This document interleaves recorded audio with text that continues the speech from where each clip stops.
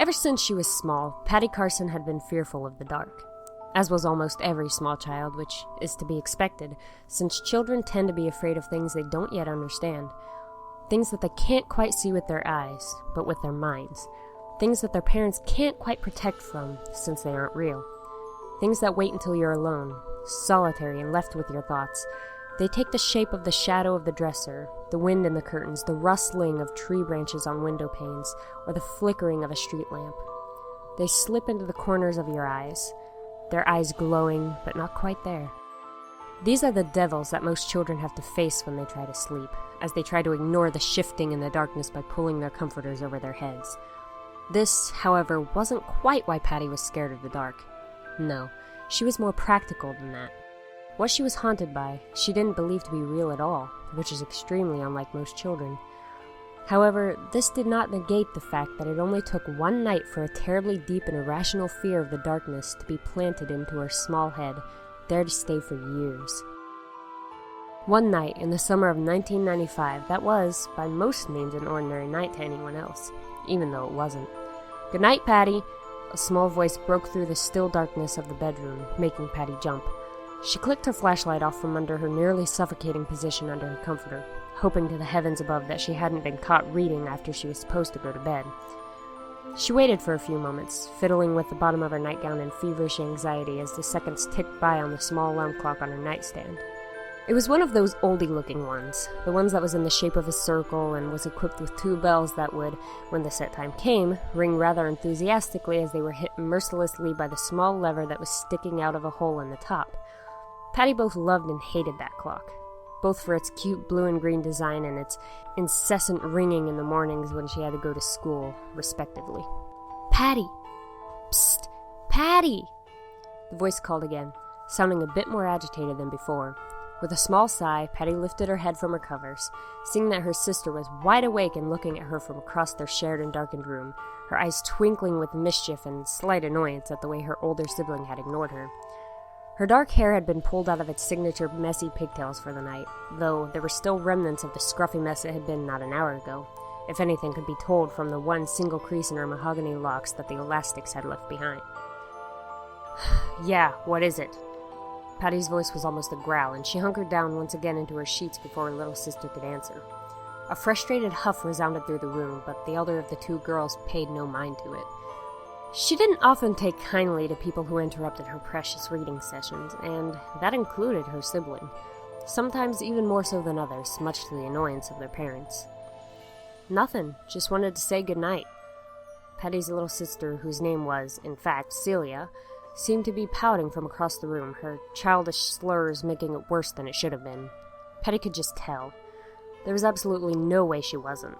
Celia was 5, so she was going to pout and cry and scream and kick when she didn't get what she wanted. Despite being only 8, Patty knew this. Luckily, there had been no tears this time. The elder of the two felt the crease that had formed between her eyebrows lessen a bit, and she let out a small breath of air. Almost a huff, but not quite. Could have been a sigh, but it was too quiet for that, too. Not that Patty cared. She finally let a small smile cross her plush, childish lips. Yeah, good night to you two," was the eventual response, and without another word, Patty roughly turned herself away from the conversation, making a small show of rustling the covers and turning away from Celia. A small giggle was heard, and more rustling. "I love you, sissy." Patty gulped heavily at that. She wasn't used to her sister actually saying that out loud. It wasn't that they didn't love each other, far from it, actually. True, they had their quarrels, sometimes more often than others, but they were relatively close for siblings, and Patty was proud of that fact. However, it wasn't often where they would verbally admit their affections for one another, if at any time at all, so it had been quite shocking for Patty to hear it then, in such a random moment. It almost left her with a foreboding feeling of sorts, but since she did consider herself to be rather clever and level-minded, despite the fact that she had no idea what exactly level-minded meant, she shook it off, settling for another smile that would go unseen by Celia in the low light. The only witness of her sleepily happy expression was the bumpy surface of the now grayish-blue-looking wall and a stuffed panda bear that her father had bought her at the zoo once. The bear itself was pink, though it couldn't be readily deciphered in the shallow darkness. "Love you too. Now go to sleep or Mom will be mad." Patty's warning elicited a small gasp from the girl opposing her, and more rustling sheets were heard. Then, it was silent once more. The clock ticked on ominously, though Patty only paid heed to the rhythmic sound to count the seconds, bobbing her head softly with each number until she reached 60. It was a ritual of hers to wait exactly a minute before trying to read under her covers after the lights had been turned off, or, to put it more into perspective, when she was finished with a late-night conversation with Celia. Most older folk would agree that only 1 minute was far too short to be waiting for the coast to clear, but even Patty, who was rather mature for her age, was still 8 years old, and a minute was the absolute longest that she could wait before she got antsy. 1 minute, in her childish mindset, was plenty. Light snoring could be heard as Patty sat up, slowly and quietly, her round eyes locking on the sleeping figure of her sister in her fluffy pink comforter. Though she couldn't really see the pink, it was tinted to a more gray color by the moonlight streaming through their shared curtains. It wasn't really that she had anything to worry about, since she knew all too well that Celia was a decently deep sleeper. An incident with the stove had assured both her and her parents of that. However, she didn't want to take any chances. After all, her book was waiting for her, and at a climax, too. There was no way that she'd let her sister catch her now. A single small hand reached carefully from the comfiness of Patty's bed. Its small fingers groped mindlessly around the top of her nightstand, appearing almost like a large spider that can't seem to locate its web. And though most spiders would indeed find their webs, if they were in the right place, Patty's hand did not find what it sought. There was no book on her nightstand, nor was there any clunky flashlight. She was nearly absolutely sure that she had set them there, almost positive, but there was not where she had set them, apparently. Patty didn't tend to be forgetful, even at the worst of times. She never forgot her homework, nor where she left her lunch when she was at school, or even Celia's secret stash of black licorice. No, she liked to pride herself on distinctly remembering where she put each and everything that she possessed, even though she sometimes failed in that pride. This was why a chill ran up and down her spine when her hand touched nothing but the smooth surface of her wooden nightstand and the cool metal surface of that cute but horrible alarm clock. Her first worry was that her parents had somehow confiscated her book and her flashlight. She may or may not have taken it from her father's desk drawer, while she was saying goodnight to Celia. But that thought was quickly banished. How in the world could they have done it anyways? They can't teleport like in the cartoons they watched on Saturdays. Patty's mind whirled in a way that only a child's mind would whirl, filling with irrational thoughts about her parents screaming at her once the morning came, telling her to stop reading before bed, Patty. You know that you shouldn't. You have school, and if you don't get good sleep, you'll get bad grades. Patty, you need good grades to read. Patty! It wasn't as if they said these things to her on a regular basis, forbid the thought. However, the subtle glances had been enough. Worried eyes over the counter as she ate breakfast, nearly falling asleep in her oatmeal.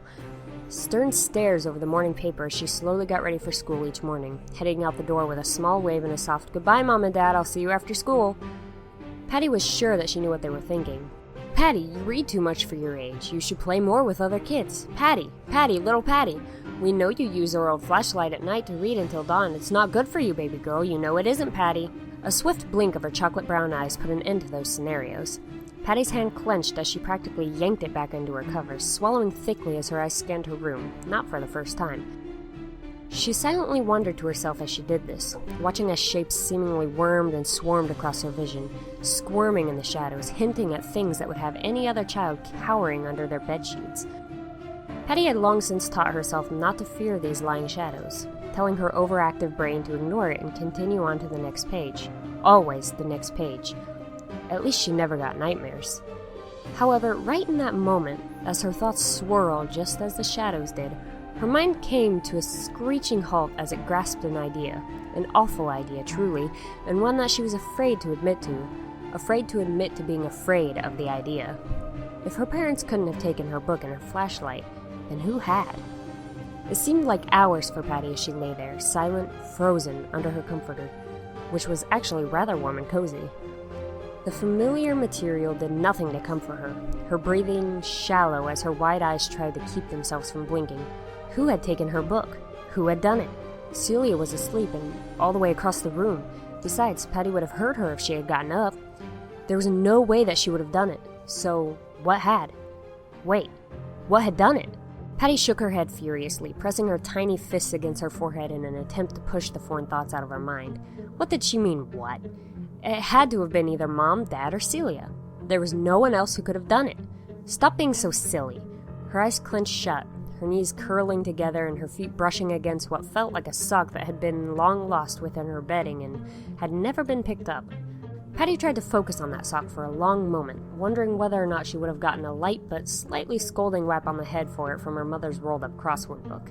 She probably would have. "Just go to sleep, Patty. You can ask Mom or Dad in the morning." Patty's own voice resounded within her head, and she tried to calm her breathing even a little bit. Her heart felt like that of a rabbit's, beating 100 miles per minute. It wasn't as though she actually knew how fast a rabbit's heart beat, and she was sure that hearts didn't beat in miles, but the expression seemed to fit the situation, and her father had used it in many different situations, all having to do with your heart beating out of your chest. It seemed appropriate since it really did feel like her heart was beating in miles. She felt it in her ears, in her palms, and her throat. It seemed like the fright that the loss of a simple book was harder to escape than she had thought. A small squeal of fright pushed past Patty's lips at the sudden noise, and she quickly buried her face in her hands. Somewhere in the back of her mind, a rational voice crooned, "It's nothing to worry about, Patty. It's probably just some animal from outside. Just go to sleep." However, that part of her mind was cruelly stamped out once she managed to peek past her hand and into the severely darkened hallway. The usually cheerful blue wallpaper that covered the interior of the hallway was nowhere to be seen, cloaked by the black shadows that now encompassed it. The light from her window could only illuminate so much, and the light only reached out so far, only about 2 feet outside her door before melting away, giving into the darkness of the night. That light, the usually comforting blue-gray of the moon, only served to frighten the poor girl more. And it wasn't so much the moonlight, but what it illuminated that brought on this new fear. There was her book, lying face down in the hallway, looking innocent as if it had been there the whole time. Patty knew for a fact that it had not. Chocolate brown eyes snapped up from the ominous book, staring into the darkness as a deer stares at a wolf, just as it's been trapped. A stare that held fear, pure and sharp, as it waited, patiently for the claws of its predator to close upon them, for those hungry jaws to snap around their neck like a rat caught in a trap. Waited for death. It seemed as if Patty's feet worked on their own accord, stepping from the safe and warm confines of her bed and comforter, her head abandoning her fluffy pillow. They slowly padded across the cold hardwood floor, watching for any familiar creaky boards. The only sound that Patty seemed to hear were her own nearly silent footsteps, her soft breathing, and the beating of her own heart as it pounded in her ears. Her hand shakily twitched as it reached down to the surface of the floor, sweaty fingers clasping over the slightly worn cover of her book, her eyes staying upwards, watching for any movement within the shadows. That small, rational voice in the back of her head chimed in once again, with calming words like, "It'll be all right, Patty. There's nothing really there. It was probably just Celia trying to play a trick on you. Patty, you're being silly." While Patty would have loved nothing more than to listen to that voice, pleasant and soft, and go back to bed like she should, after all, it was a school night, something told her that she wouldn't be able to sleep, whether she liked it or not. It felt as if the darkness was staring at her, mocking her small and childlike form as she stood stock stiff in the doorway. Her small fingers harshly gripped at the binding of her book, though the object had been forgotten in her hand almost as soon as she had picked it up. For a moment, she almost did listen to the voice, her feet twitching ever so slightly in the direction of her bed. "Patty!" The young girl's mind seemed to stop as a haunting voice floated up the stairs, down the black hallway and into her unfortunate ears. Goosebumps prickled against the sleeves of her nightgown, and her eyes were the size of quarters, bulging out of her skull and barely contained terror. The voice was her mother's, it seemed, soft as warm chocolate as it was when the woman wasn't angry with either of her daughters. However, something in the tone, as if there was an unexpected bit of spice in the mix, made chills run up and down Patty's spine like frightened mice. It sounded almost too sweet, like her mother was using the sugary tone to make Patty come out of whatever nook or cranny she had managed to fit into to escape punishment. It was a tone that her mother had never used, not once. That was what was so terrifying. A shaky breath made its way out of the young girl's lips, almost as if she had forced it out, and it was accompanied by a quivering whimper. If she had been anything but a child, most would have called her pathetic, despite the hypocrisy on most people's parts, considering the chilling situation. However, Patty was, in fact, a child, and such things were sure to frighten her badly, even though she possessed a surprisingly mature mindset. "Mom? What is it?" Patty's timid voice called out despite her better judgment, her book now tucked securely against her chest. She took a hesitant step into the darkness of the hallway, her eyes frantically scanning for the nearest light switch. She knew for a fact the nearest light switch was all the way down the hall and next to the stairway, but some frantic and panicking part of her mind desperately wished for a miracle to occur, and for the light switch to somehow move to the wall directly outside her doorway, where she could see it and easily turn on the light. However, as any rational observer would conclude, no such miracle took place, and the hall remained shrouded in black. Patty almost wanted to step back into her room, but her quivering form didn't seem to listen to her head. Her sock-covered feet took another tentative step from the safety of her bedroom, a decision which she almost immediately regretted. Patty, I need you to come downstairs, okay, sweetheart? The voice crooned yet again, the saccharine-laced tone floating into her ears like a sweet-tasting poison. Somehow Patty's feet moved further from the moonlight shaft that was cast by the window in her bedroom, her breathing quickening pace and her heart in her mouth. She felt her stomach flip uncomfortably as she lost her vision almost completely, one of her hands reaching out blindly for anything that might be in her way. Even though she knew the hallway and the rest of the house like the back of her hand, everything seemed to be different once the sun went down. One foot after another, the 8-year-old padded ever so slowly down the hall, her face the epitome of panic and childlike fear. So far she hadn't managed to stub her toe on anything, especially that nasty side table her parents had placed next to their bedroom door for some odd reason. She had never bothered to ask them, but its legs gave some rather nasty bruises if you weren't careful.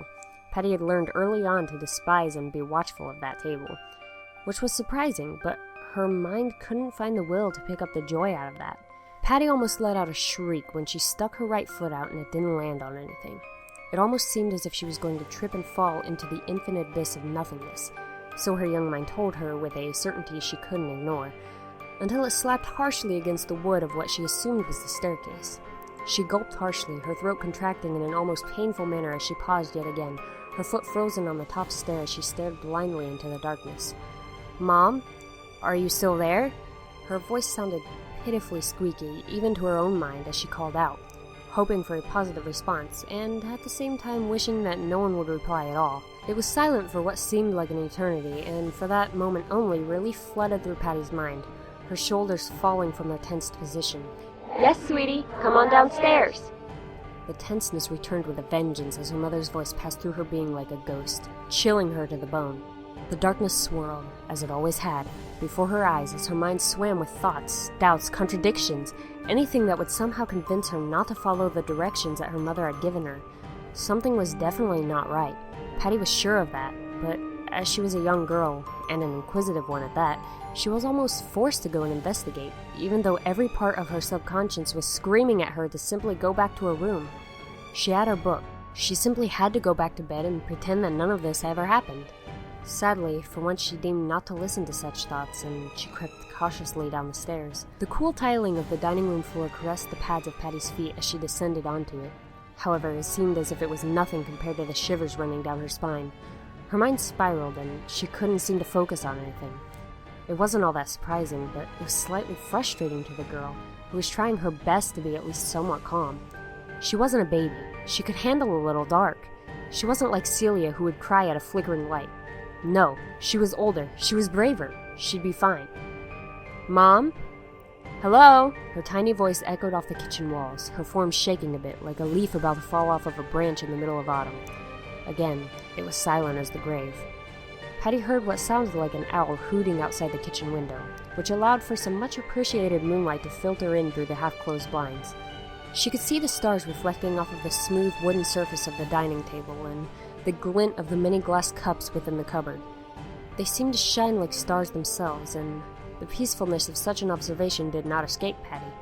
She felt like she wanted to smile for a small moment, until she felt something grasp her shoulder like a vice, making her let out a shriek. The grip felt as cold as ice, though she could definitely say that it didn't feel like a hand. "Patty, sweetheart, you shouldn't read so late at night." Her mother's voice seemed to be right beside her ear, though it seemed almost garbled, mixed with something else, something far more sinister than her mother's soft and warm tone. It was then that Patty finally fully concluded that, whatever this thing was, it was definitely not her mother. Nothing happened for a few seconds. The grip suddenly released, eliciting another squeak of terror from the small girl. It seemed the terror was over, and she curled into herself a bit as she breathed quickly and heavily. Then, Suddenly, and like a tidal wave, shadows, feeling solid and cold, encompassed her like an octopus, closing in on its prey, or a Venus flytrap finally closing on the fly which had been led into its maw by the sweet bait the carnivorous plant had produced just for that purpose.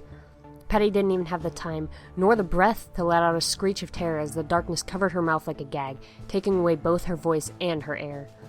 Everything was cold, oh so cold, and Patty squirmed helplessly. It felt as if many sharp needles were being pressed into her skin all at once, and her skin itself was being pressed into her bones, her organs being smushed together from the sheer force of whatever was holding her. Her breath was lost to her, and she felt herself gasping for anything to fill her struggling lungs with. "Just hold still, Patty. Just hold still," the fake voice cooed in an almost cruel way. Patty, who was struggling to simply remain awake, her wriggling finally ceasing as she lost control of her body, finally found the resolve to simply open her eyes. What she saw, she simply couldn't believe was real. Two horrid, yellow eyes peered at her from what seemed to be a never-ending darkness, and an invisible mouth full of sharp teeth grinned at her, impossibly white. There was something odd dripping off of the pointed canines, a thick, red substance that could almost be mistaken for paint. It was as if it was something straight out of a storybook, or the horror stories that the boys at her school would tell her to scare her. She never had thought that it'd be so terrifying when it was staring right at her, with a smile so malicious and eyes so cold as the emptiness of space, the void. She knew very well that it wanted to kill her. She also knew that she couldn't do a thing. After all, what could she do against a shadow? Patty felt something dribble past her lips as her stomach seemed to give way, an impossible pain filling her entire being. "Just hold still." Patty was finally able to scream. A gasp slipped past Patty's lips as she sat up from her bed, sweat clinging to her forehead and her bed sheets sticking to her thighs like glue. She simply lay there for a moment, trying to calm her breathing as she stared up at her darkened ceiling. She dazedly began picking out patterns in the bumpy texture, trying to find shapes in the randomness as one might with clouds. It always seemed to help after that nightmare, for some reason that Patty couldn't explain. Maybe it was because it gave her something else to focus on, or it was just entertaining enough to be distracting from her fearful mindset. Either way, it was a welcome comfort for her. It had taken years for Patty to get over her experience with that thing that dreadful summer night. Her parents had actually found her after they heard her scream, only to find her laying in a quivering ball on the tiled floor of the kitchen, looking like she had just been thrown through a window. Neither her mom or her dad had had an explanation for what had happened to her, even though they did their best to explain it to the doctor they had taken Patty to almost immediately after she was discovered. However, Patty had insisted that it was a monster, a terrible monster that had attacked her in the night, like a shadow that swallowed you up when you least expected it. She had been terrified out of her wits for months afterwards, absolutely refusing to sleep anywhere but her parents' room for the entire period. It took even longer for Patty to learn to sleep without a nightlight. It was only years afterward that Patty, now much older, was able to convince herself that what had happened to her wasn't real. Of course it wasn't, since there was absolutely no way for a shadow to try and kill her. She had probably been sleepwalking and tripped or something. There was no other explanation that Patty was willing to accept, since she had found that holding on to that irrational fear of the shadow thing would not get her very much sympathy once she made it to high school. So, in light of that, she pushed the terrible night to the back of her brain, only to resurface when she had nightmares, or those rare instances where she found herself staring at the shadows as they swirled beyond her eyes, wondering what exactly they could be hiding. Patty ran a hand through her hair with a heavy sigh, forcing herself to sit up in her bed and check the time with a weary glance. She winced harshly when she found the time to be 3:26 in the morning, and let out an annoyed huff. The nightmare never really went away, she found. No matter how many times she told herself that what happened that night wasn't real, that it was just a figment of her imagination, the horrific dream would once again present itself to her subconscious as she slept, terrorizing her until she woke up in a cold sweat, her heart beating out of her chest and her breath as quick as a rabbit's. "Just a dream, Patty.